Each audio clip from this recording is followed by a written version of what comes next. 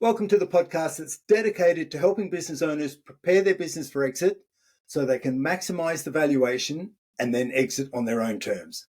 This is the Exit Insights podcast presented by Succession Plus. I'm Darryl Bates-Brownsword, and today I'm talking to Wendy Shand from Impact Resilience. Welcome, Wendy, and thanks for joining me today. Oh, thank you so much for having me, Darryl. Hey, my pleasure. So, Wendy, we've known each other a while and actually worked together in a past when both of us were in different roles. So, and we've both moved on and I guess evolved our careers and taking on board everything we've learned along the way. So, why don't you tell us a little bit about Impact Resilience and how it started, and then we'll dig into a bit more about what it is you do and how you help business owners prepare their business and really protect the valuation that they've already got in place. Yeah, absolutely. Well, I think if we go back in time, I think I've always been involved in risk in one way, shape, or another.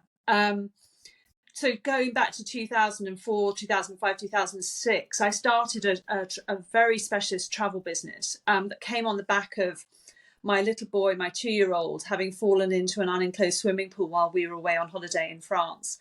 We were there with 2 very tiny children. And to be honest, we were very lucky to have come away with 2 children at the end of it. There was, so many families. Now I know so many families do have problems with open water and swimming pools. And what it really made me think was why is it that families with small children not being properly catered for by the mass travel companies? And so what resulted was a travel company that really did look at the issues that families with small children face in that very intense period of their lives. How do you make a holiday safer and more practical and solve some of the challenges that families are facing at that time? And so we ran that business for 17 years, first as a villa company, and then in 2016 we got investment into the business, and we developed it into being a resort business. We developed a resort concept on top of our villa business, and that was going absolutely brilliantly. We were growing at 65%. We'd had just such fantastic NPS results from our all the work that we were doing. Came into 2020 and absolutely great guns, having achieved an 8-figure revenue in 2019, and then of course rammed straight into what turned out to be the biggest threat of our lives, which of course was COVID. And for COVID, and if you were in the travel industry, that was close the door and put up the sign that says we're not coming back anytime soon. And for us, sadly, that did mean that we closed the business and faced one of the toughest times of our entire lives. So that was definitely part of the story. Another part of the story was that my husband, his background is as a fast jet pilot. He was training to be a fast jet pilot when we first met, when we were just 22. And he went on to fly the Harrier, which is actually one of the most dangerous planes that we've had in our military. If you think very carefully about what the training of a fast jet pilot is and the mindset that they develop, it's all about training for failure. What happens if the worst case scenario crosses your path? And that can be anything from hitting a bird to the weather changing to losing your only engine, which there's only one engine in the Harrier. And so they are constantly training, preparing, rehearsing for that possibility, albeit that it might be quite an unlikely possibility. In actual fact, 15 years ago in June, Rob took off for a regular sortie in the Harrier, and unbeknown to him, lost all of the oil in the jet on takeoff. He had a little, it was called a caption. So just like when you're driving a car, the light comes on in your car, but you don't know whether you've got a big problem or a small problem. The light just tells you there's a problem. And the same is true if you're flying a very expensive piece of kit like that. So he didn't know to what extent he had an oil issue. He just knew he had an oil issue. Continued sort of to get back to base.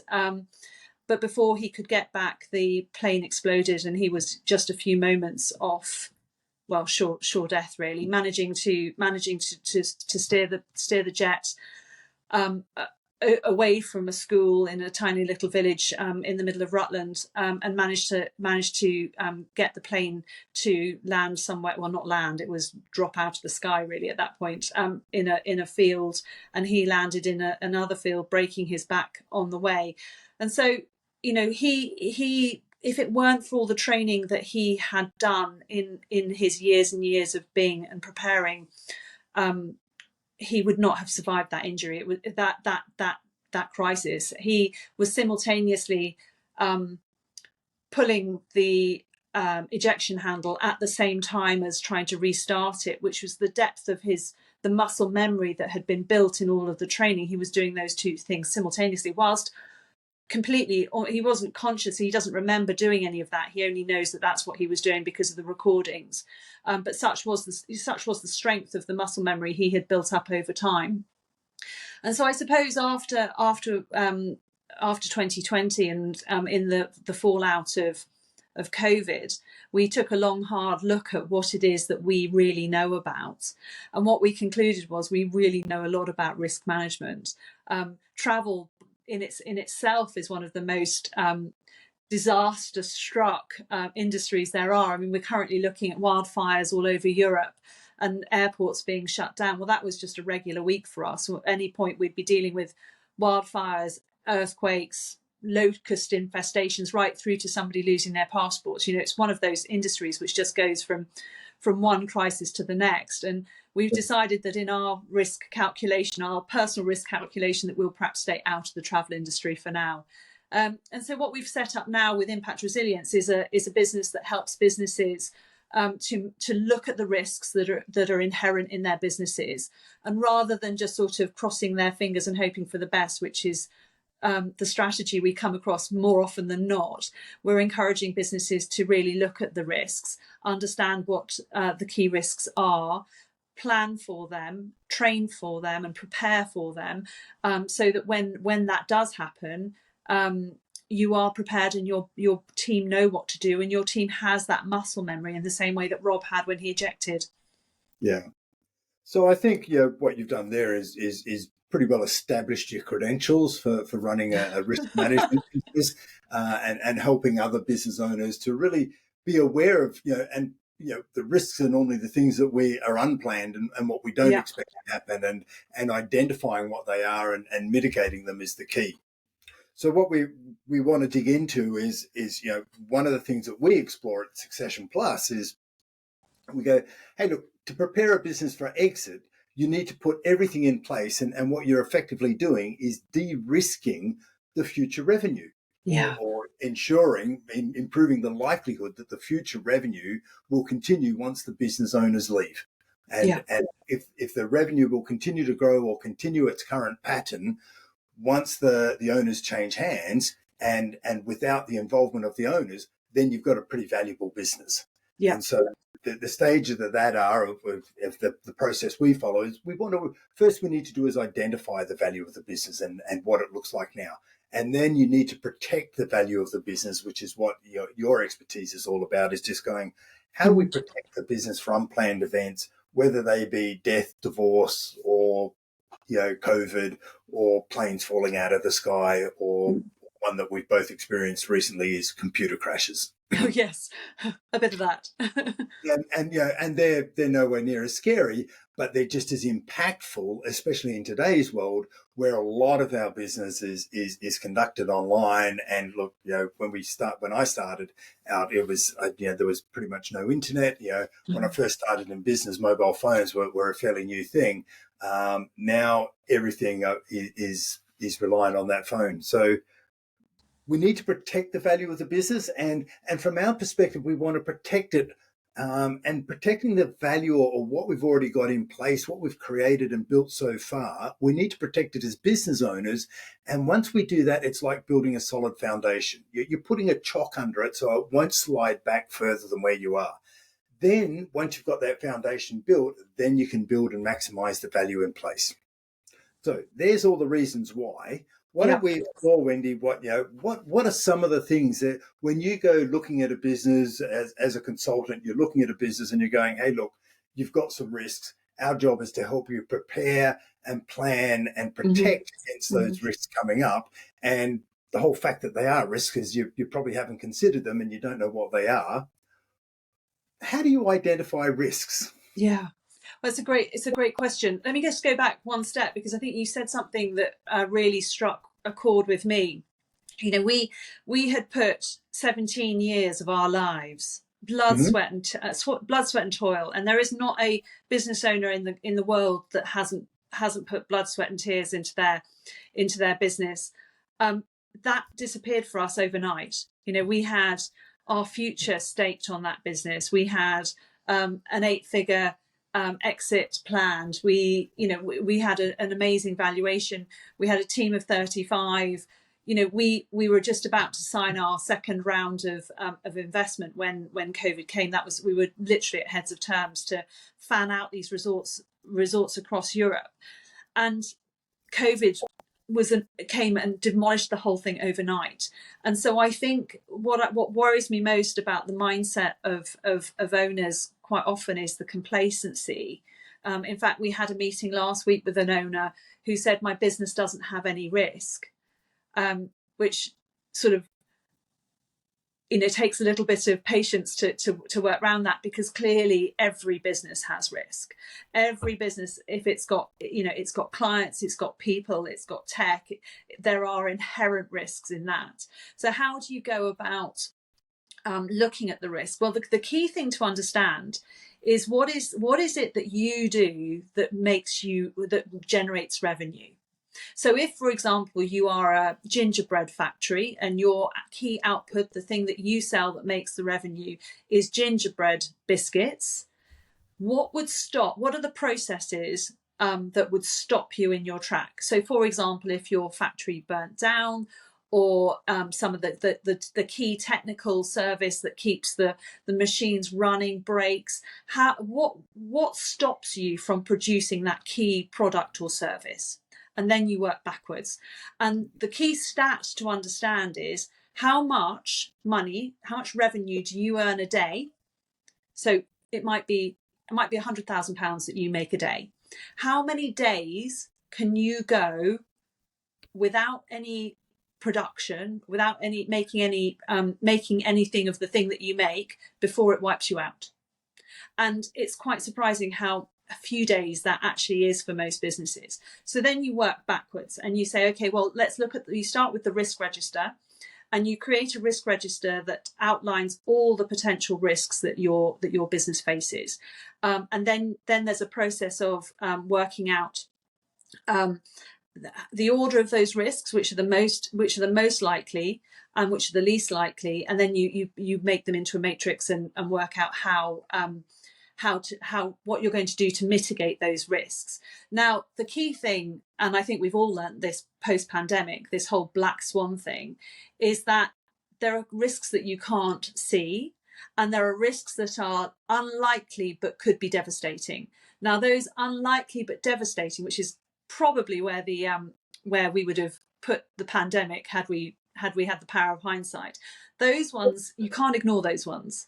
And they're the ones that business owners very much look to ignore. So you want to start off with a risk register, and that risk register can't just be a document that gets hidden in your filing system that never gets seen again. Really, for that document to be a valuable document, there needs to be a degree of governance around it, which means that it needs to be a live and dynamic document. The next part of the process is to look at mitigating those risks and reducing the risk. So one of the things that business owners really struggle with are single points of failure. Where have you got a single point of failure? You know, is the internet coming into your office a single point of failure? In which case, it might be a reasonable consideration to have a second line of internet coming into the office. That would be a really decent risk mitigation. Then, looking at your key risks, you want to look at look at what's called a business continuity plan. So, what's going to happen if that threat happens? So, if your factory burns down, what are you going to do then?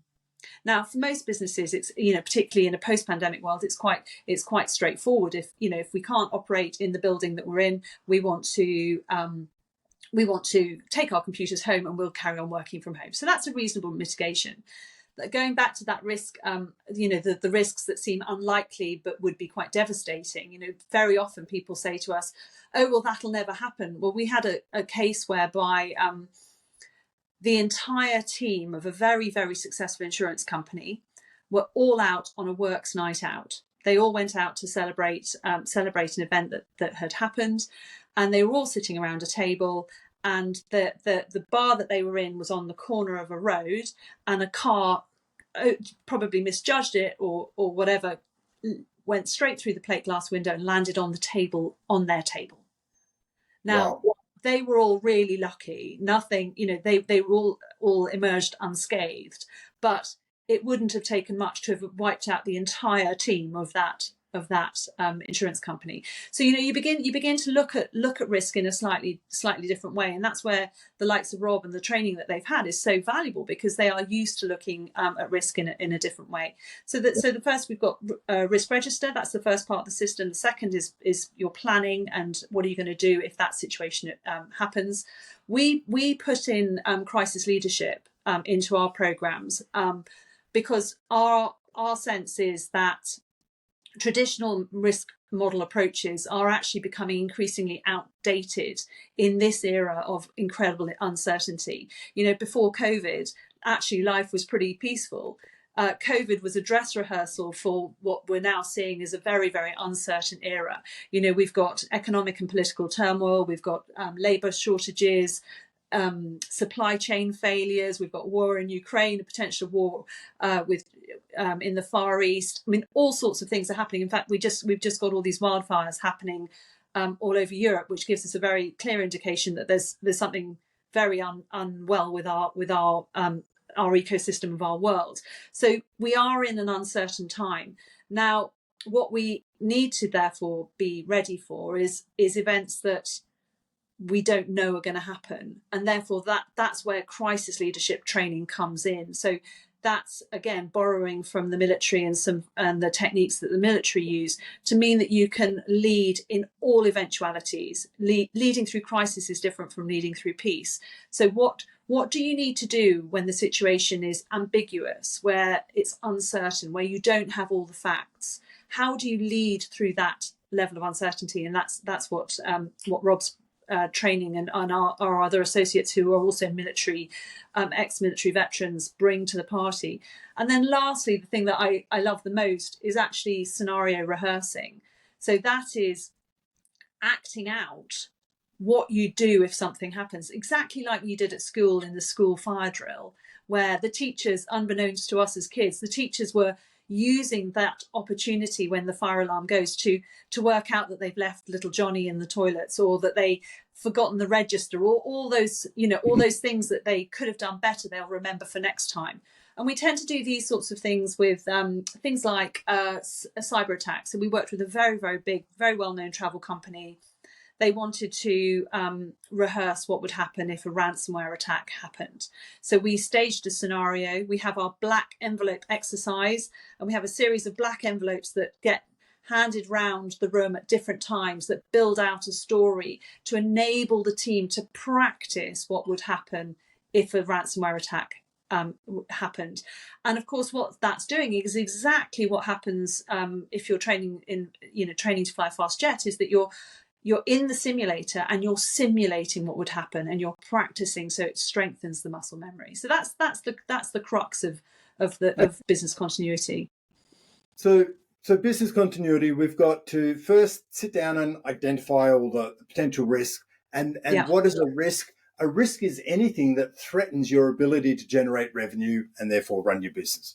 Yeah, so 100%. Some of those you can address, and some of those you can't address. So I'm guessing the ones that you can't address, the only way around it is to make sure you've got some sort of insurance to protect yourself should it happen. If you can get some insurance, some will be insurable, some can't, and some you'll just have to go, well, let's ride it out. Mm-hmm. The other thing you mentioned, Wendy, which sort of caught my ear is, and it was just kind of an aha moment, is that you said, you're trying to bring these risks and get the business owners to treat them serious. And what went through my head is that, most entrepreneurs don't see risk. They started a business, and I'm putting you in this bracket from Yeah. our previous relationship. They just don't see risk. They just see opportunity, and they march on, and they'll find out they're always solving problems on the fly, making things happen, getting stuff done, and breaking down barriers where everyone else said it can't be done. So Yeah. entrepreneurs have a much higher risk profile to the normal population. So there's, I guess, one of the hurdles that you guys, I can see that hurdle, but we've got to identify the risk and then start to figure out how we're going to protect each one. And then the other thing that you said is having this list and figured out what to do for each risk is kind of pointless unless you continue to review the list and at least have a look at it every year and make sure that it's still valid, updated. Are there any new risks? Is that risk no longer a risk because, I don't know, we've got enough people now, we've got enough locations, is it no longer a risk? And just making sure that you can, and then the third thing I think was actually what we really need to do is a fire drill or a role play, and just so we can actually test our scenario and see if it's actually valid. Because there's no point finding out in the heat of battle that our solution actually doesn't work. So That's exactly it. Accurate? Yeah, that's exactly it. And the reason that what you're really wanting to do with all of this work is to make sure that when crisis hits, you minimize the downtime as much as possible. And ultimately you hope to eradicate it wiping you out on the face of it. But you also hope that it will massively reduce the amount of time that you are down. So, for example, take a cyber risk. You can put the tech protection in place. So, any of your listeners that don't have any cyber protection in place, you absolutely need to do that. That's a massive risk, and it's very easy and quick to do. Having said that, the biggest cause of cyber attack, 95% of cyber attacks happen because of the people sitting in your office. And it's people like me, people who've got really busy, they've got lots going on, they're working fast, and they happen to click on a link that brings in some sort of cyber attack. That happens. Big businesses, for example, with 500 people, will do penetration testing. So they'll send an email to test how many of their team click on a link. Now, 15 out of 500 may well click on that link, which gives you the scale of the challenge that you're facing. Yep. So then you need to make sure that you know what to do if that eventuality happens. And with cyber attack, it's not just an if, it's a when. For 100%, it's a when.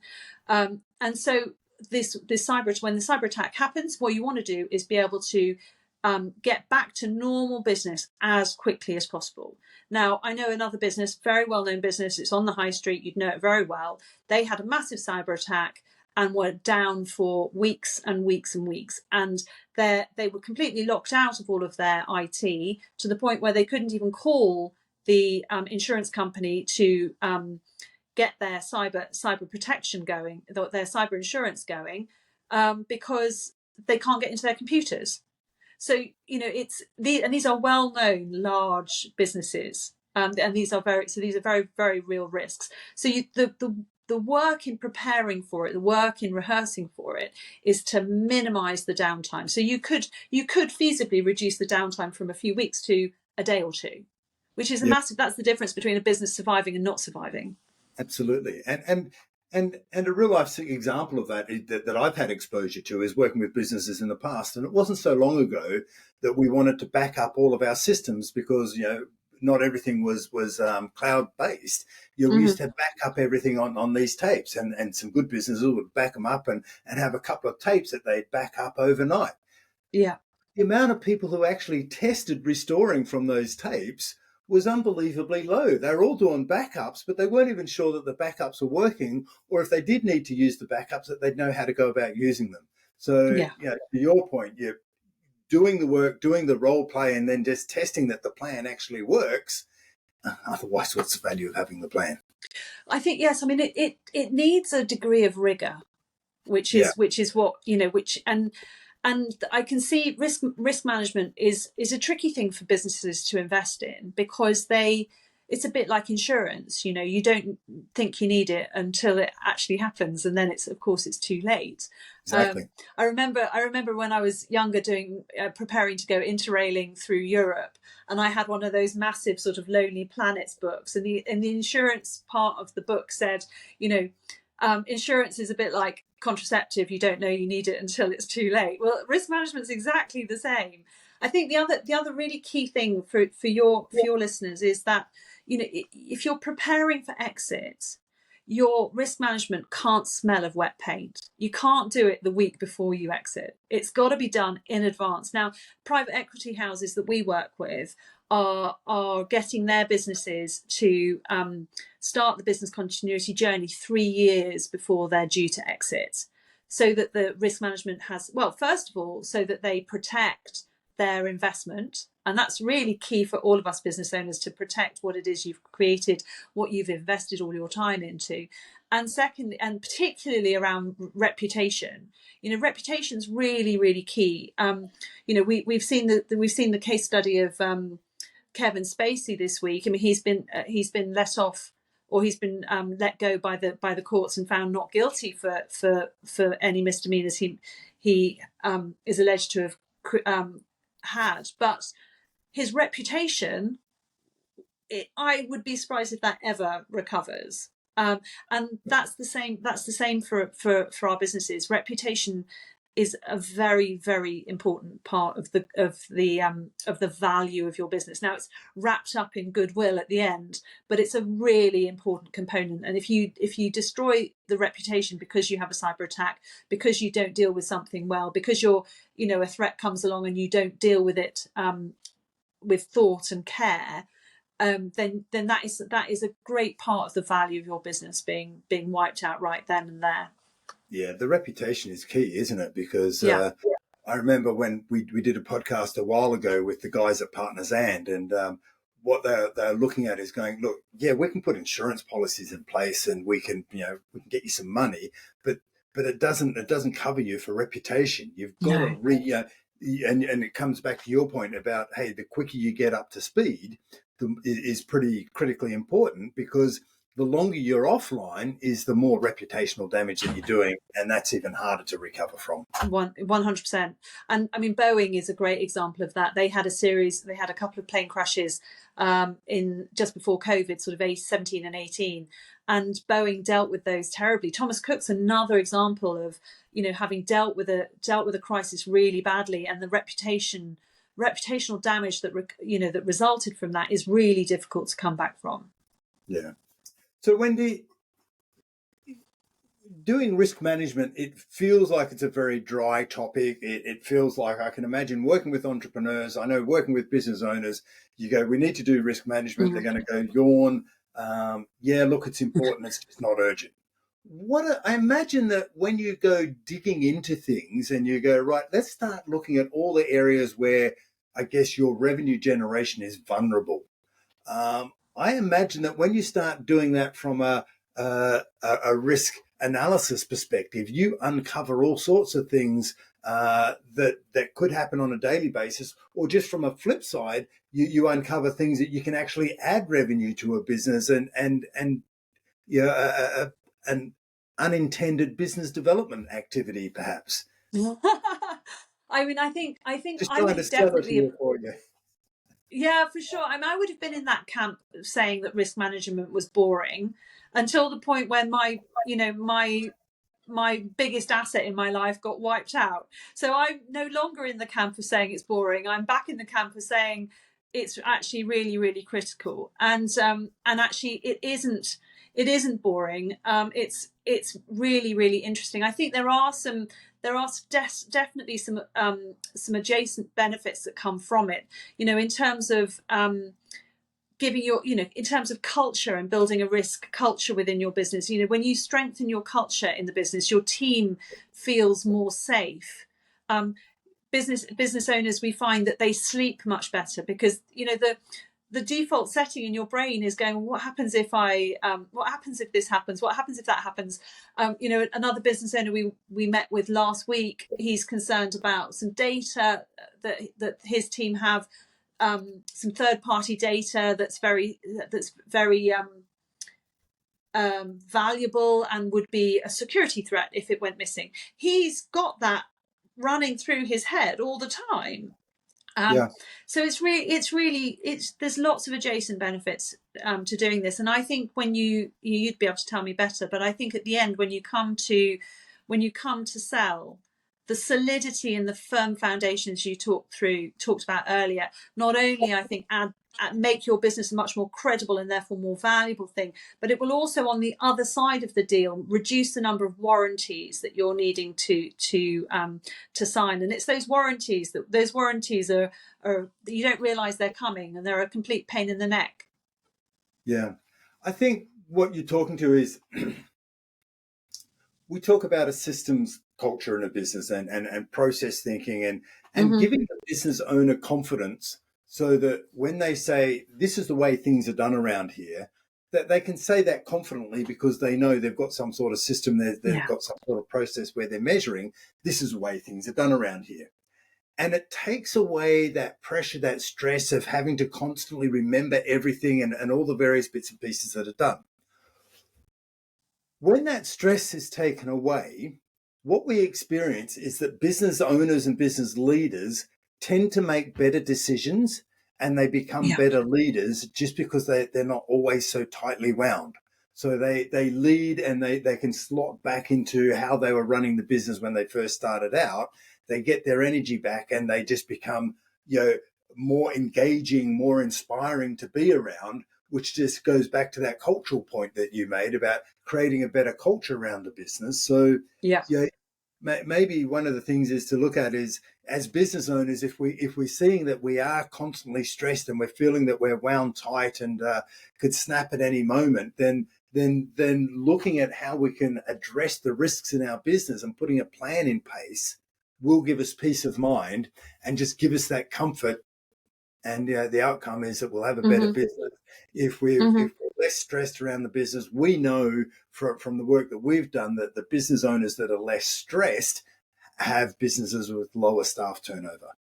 I'm absolutely convinced that there's a very strong cultural element of that. I think as founders, we think we tend to be more optimistic. We tend to need less structure around ourselves. But our teams are not people like that. Our teams are people who do need structure. They do need to be told how things are going to happen. They do want to know that the business is safe. They care a lot about the firm foundations and knowing how things are done around here.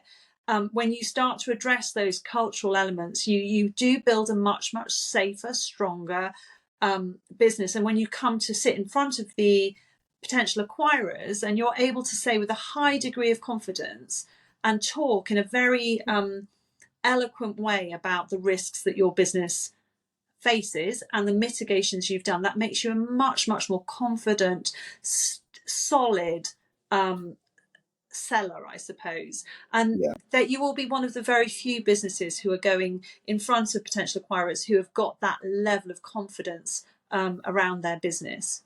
Yeah, I think going back to your earlier point, you don't want wet paint. I like the way you framed that up, Wendy. We're big fans. I like to see businesses preparing. It takes 3 years to get your business exit ready if you really want to maximize the valuation that you get and walk away or exit the business on your terms, feeling comfortable about the warranties, feeling comfortable about everything that's happened in between. So and you're minimizing your risk of an earnout. So there's another risk mitigation we need to figure out. What are the risks that are going to require us to have to do some sort of earnout? So we've covered a whole lot of ground. We've gone from escaping Harrier jump jets and getting pulled out of swimming pools to building a stronger culture in a business, and a whole lot of ground in between, Wendy. look, the listeners are here sitting, listening to the podcast going, okay, so it's all about business resilience. It's all about mitigating the risks and making sure that I can adapt and just make sure that the revenue is secure. From your perspective, what's the number one thing that you really want listeners to remember from our conversation today, Wendy?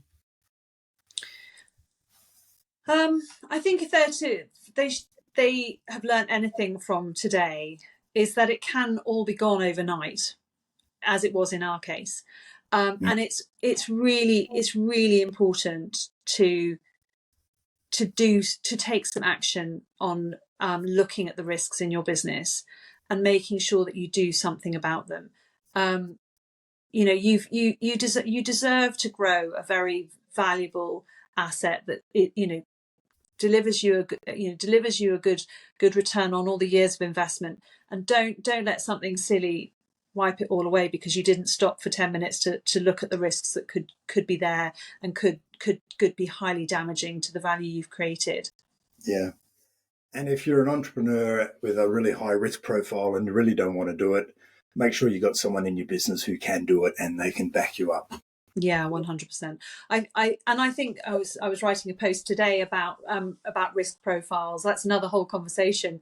But if all your team are high risk takers, you need to know about that, because you are growing a business that is inherently more risky. Of course, there's another risk of having all your team who are not risk takers at all. You need to have some sort of balance. But that's a whole new conversation for another day, I think, Darryl. Beautiful. Well, let's not jump into that today, Wendy. I really appreciate your time, and thanks for sharing your insights with us. My absolute pleasure. It's been a delight. Thank you, Darryl.